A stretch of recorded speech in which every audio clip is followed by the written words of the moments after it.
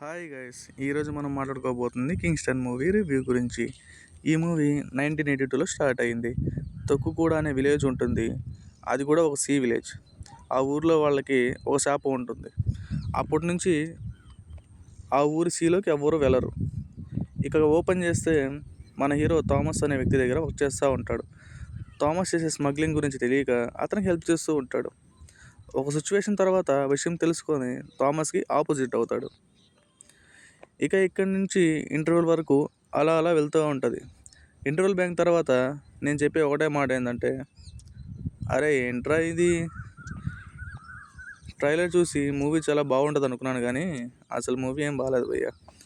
First half చూస్తున్నంతసేపు second half ఇంకా బాగుంటుందేమో అని అనుకున్నా, కానీ ఫస్ట్ హాఫ్ మాత్రమే బాగుంది. సెకండ్ హాఫ్ ఏం బాగాలేదు. 200 టికెట్ పెట్టి ఏసీ కోసం వెళ్ళి పడుకొని వచ్చినట్టుంది కానీ మూవీ కోసం వెళ్ళినట్టయితే లేదు భయ్య. మన హీరో అండ్ హీరోయిన్ మిగతా క్యారెక్టర్లు న్యాయం చేస్తారనుకుంటే ఎందుకు వస్తున్నారో ఎందుకు పోతున్నారో కూడా అర్థం కాదు భయ్య. మన వాళ్ళు చాలా కొత్తగా ట్రై చేశారు కానీ నాకు చాలా చెత్తగా అనిపించింది. నాకు అనిపించింది నేను చెప్పాను. మీకేమనిపించిందో మీరు కామెంట్ చేయండి.